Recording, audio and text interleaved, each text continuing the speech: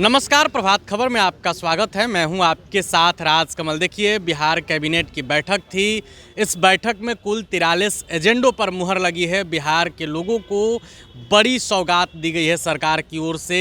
अलग अलग विभागों में नौकरियां भी स्वीकृत की गई हैं। कई लोगों को राहत भी दी गई है। इस पूरे मामले पर कैबिनेट सेक्रेटरी अरविंद कुमार चौधरी क्या कुछ कह रहे हैं, आप ये वीडियो देखिए। निर्माण हेतु ग्रिड उपकेंद्र से आईएमसी गयाजी तक के निर्माण हेतु 33 करोड़ 29 लाख रुपए की नई योजना की स्वीकृति दी गई। कृषि विभाग के अधीन 200 पूर्व से सृजित 293 पदों का प्रत्यर्पण करते हुए 293 अतिरिक्त पदों का सृजन किया गया और कुल 693 पदों के पुनर्गठन की स्वीकृति दी गई। जल संसाधन विभाग अंतर्गत एक बहुत ही महत्वपूर्ण निर्णय हुआ है। 10 जुलाई 2025 को रांची में संपन्न पूर्वी क्षेत्रीय परिषद की बैठक में लिए गए निर्णय के आलोक में बाण सागर समझौते के अंतर्गत अविभाजित बिहार के हिस्से के 4.75 मिलियन एकड़ फीट जल से 5.75 मिलियन एकड़ फीट जल बिहार को एवं शेष 2 मिलियन एकड़ फीट जल झारखंड को आवंटित किए जाने एवं तदनुसार केंद्रीय जल आयोग भारत सरकार द्वारा निर्गत एकरारनामा प्रारूप की स्वीकृति आज दी गई। इससे अब इंद्रपुरी जलाशय के निर्माण का रास्ता साफ हो जाएगा। जल संसाधन विभाग के अंतर्गत ही वन एवं पर्यावरण संबंधी विषयों के समाधान के लिए एक गैर संवर्गीय पद के 3 वर्षों के लिए अस्थायी रूप से सृजन की स्वीकृति की गई, जिस पर भारतीय वन सेवा अथवा बिहार वन सेवा के सेवानिवृत्त पदाधिकारी की सेवा ली जाएगी।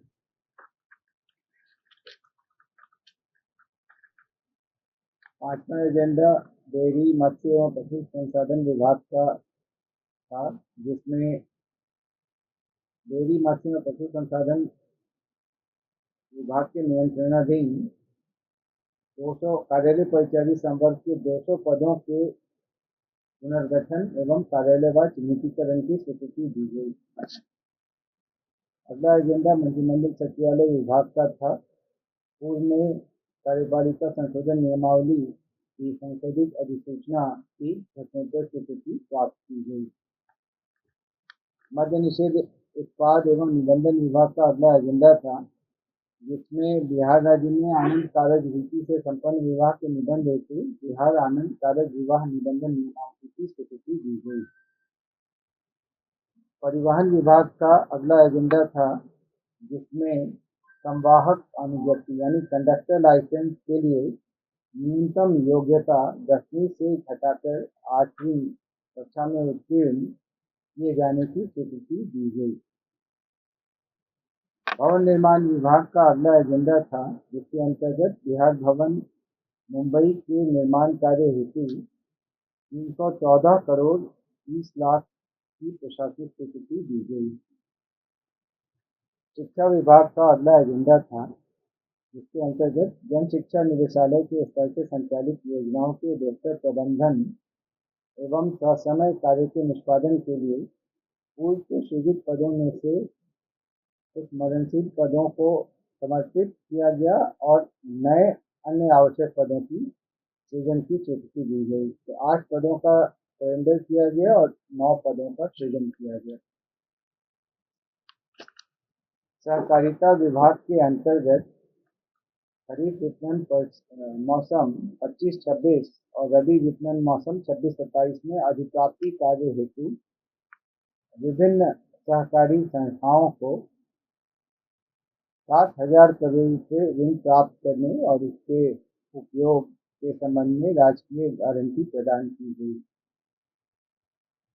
सिविल विमानन विभाग का अगला एजेंडा था, जिसके अंतर्गत दरभंगा हवाई अड्डा के पास लॉजिस्टिक पार्क एवं कार्गो हब के निर्माण के लिए लगभग 50 एकड़ भूमि अधिग्रहण किए जाने हेतु 138 करोड़ रुपये 82,88,000 रुपये की प्रशासनिक स्वीकृति दी गई।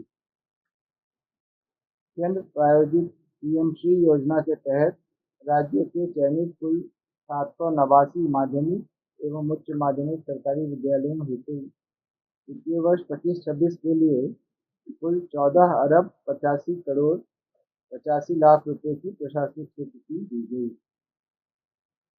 अगला एजेंडा भवन निर्माण विभाग का था, जिसके अंतर्गत बिहार विधानमंडल के वरिष्ठ माननीय सदस्यगण जो मंत्रिपरिषद के सदस्य नहीं हैं को विधानमंडल पूल में निर्वाचन क्षेत्रवार क्रमांकित आवास के अलावा पटना केंद्रीय पूल से कुल 15 आवासों को मानक किराया पर अतिरिक्त आवास के रूप में सशर्त आवंटित करने की स्वीकृति दी गई। अगला एजेंडा भी भवन निर्माण विभाग का है, जिसके अंतर्गत राज्य सरकार के माननीय मंत्रीगण, बिहार विधान परिषद के सभापति, उपसभापति और विधानसभा के अध्यक्ष उपाध्यक्ष को पटना केंद्रीय पूल से आवंटित आवास के अलावा विधानमंडल पूल में निर्वाचन क्षेत्रवार क्रमांकित आवास को अतिरिक्त आवास के रूप में सशर्त आवंटित करने की स्वीकृति दी गई। भवन निर्माण विभाग का ही अगला एजेंडा था, जिसके अंतर्गत श्री अनिल कुमार मुख्य वास्तुविद संविदा पर जो अभी नियुक्त हैं, उनकी 1/1/26 को संविदा समाप्ति के उपरांत अगले 2 वर्षों के लिए अथवा उस पद पर नियमित प्रोन्नति होने तक के लिए नियोजन के संबंध में स्वीकृति दी गई। पथ प्रमंडल विभाग के अगले 3 एजेंडा में पथ प्रमंडल सुपौल अंतर्गत मझारी चौक से कनौली बाजार वाया डगमारा पथ के कुल लंबाई 25.353 किलोमीटर के चौड़ीकरण एवं मजबूतीकरण कार्य हेतु 126 करोड़ 23,99,400 की स्वीकृति दी गई।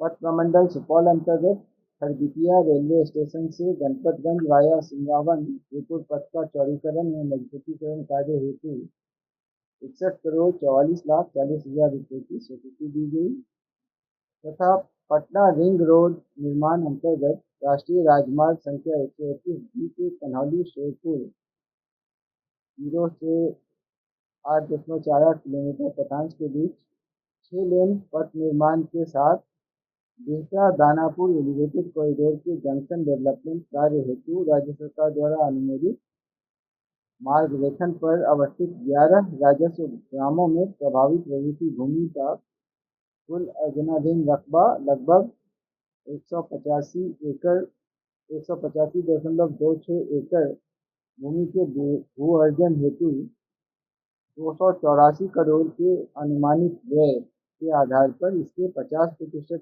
राज्यांश की राशि 142 करोड़ रुपए की प्रशासनिक स्वीकृति प्रदान की गई।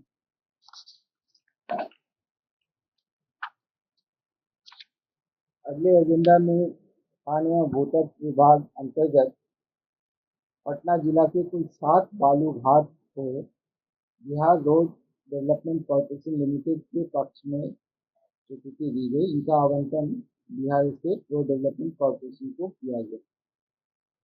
युवा रोजगार एवं कौशल विकास विभाग का अगला एजेंडा था, जिसके अंतर्गत इस विभाग के आप अवगत है कि नवसृजित विभाग है। इस विभाग के विभिन्न कोटि के कुल 147 पदों के सृजन की स्वीकृति दी गई। उद्योग विभाग का अगला एजेंडा था, जिसके अंतर्गत कनकटिया स्टार्टअप जैन परिसर के टेक्सटाइल वस्त्र उद्योग से जुड़ी इकाइयों को बिहार औद्योगिक निवेश प्रोत्साहन नीति 2022 के तहत आच्छादित किए जाने एवं तदनुसार वित्तीय सहायता प्रदान करने संबंधी उद्योग विभाग के संकल्प ज्ञापन 161 दिनांक 10/1/25 की कंडिका 4 में संशोधन करने की स्वीकृति दी गई, जिसमें माननीय उच्च न्यायालय पटना के कोर्ट मैनेजर के वेतन लेवल में संपरिवर्तन किया गया।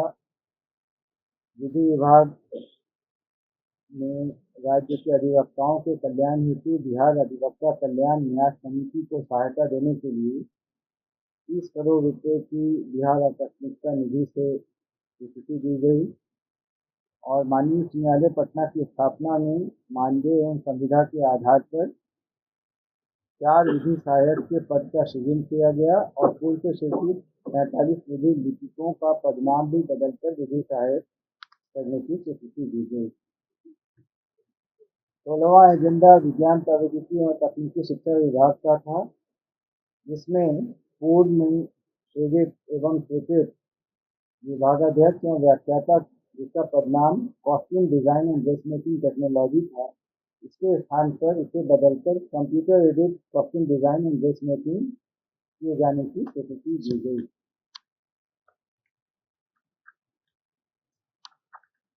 ये AICTE के अनुरूप है। विज्ञान प्रौद्योगिकी और तकनीकी शिक्षा विभाग के अगले एजेंडा में राजकीय पॉलिटेक्निक मगहा के लिए कुल 45 शैक्षणिक पद तथा 61 गैर शैक्षणिक पद, कुल 106 पदों के सृजन की स्वीकृति दी गई। गृह विभाग का अगला एजेंडा था, जिसके तहत राज्य के 53 काराओं में नए सिरे से 9073 CCTV कैमरा तथा इससे संबंधित अन्य सभी प्रणाली के अधिस्थापन की स्वीकृति दी गई। यह कार्य बेल्ट्रॉन द्वारा किया जाएगा। इसकी कुल राशि 155 करोड़ 38,36,153 रुपये है। मंत्रिमंडल सचिवालय विभाग का अगला एजेंडा है, जिसके अंतर्गत राज्य सरकार द्वारा 7 निष्क्रिय टीम तथा अन्य कार्यक्रमों के पर्यवेक्षण एवं अनुश्रवण का दायित्व बिहार विकास मिशन को दिया गया। भवन निर्माण विभाग का अगला एजेंडा था, जिसके तहत राजवंशी नगर एवं शास्त्री नगर पटना को आवासीय एवं गैर आवासीय रूप में पुनर्विकास हेतु मास्टर प्लान निर्माण के लिए चयनित परामर्शी के शुल्क 1,59,30,000 रुपये के भुगतान की स्वीकृति दी गई।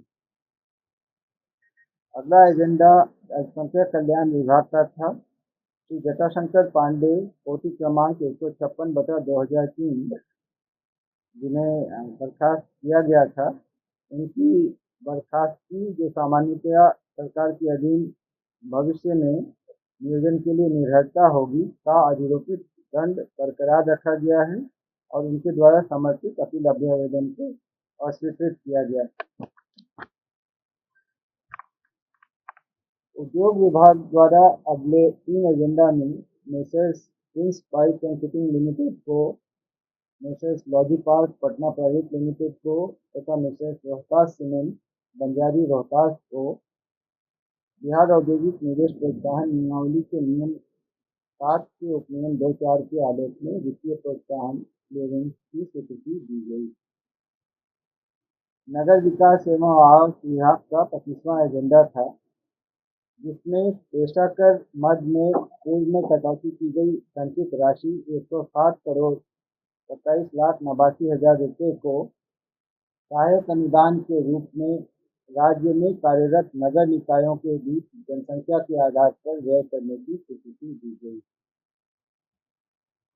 अगले 5 एजेंडा श्रम संसाधन एवं प्रवासी श्रमिक कल्याण विभाग के हैं, जिनके अंतर्गत बिहार कर्मचारी राज्य बीमा योजना परिचारिका श्रेणी ए नियमावली 2026, बिहार कर्मचारी राज्य बीमा योजना भेषजज्ञ यानी फार्मासिस्ट संवर्ग नियमावली 2026, बिहार कर्मचारी राज्य बीमा योजना परिधापक संवर्ग नियमावली 2026, बिहार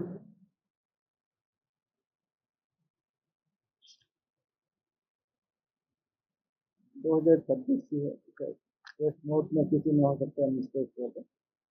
बिहार कर्मचारी राज्य बीमा योजना महिला स्वास्थ्य कार्यकर्ता संवर्ग नियमावली 2026 तथा बिहार कर्मचारी राज्य बीमा योजना प्रयोगशाला शिल्पी संवर्ग नियमावली 2026 की स्वीकृति दी गई। तो ये 5 अलग अलग सेवा नियमावलियों की स्वीकृति श्रम संसाधन एवं प्रवासी श्रमिक कल्याण विभाग के लिए दी गई।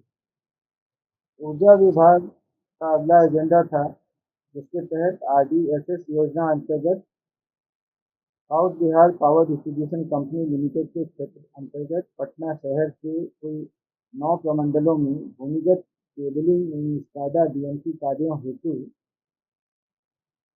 कुल 653 करोड़ रुपए की नई योजना की स्वीकृति दी गई।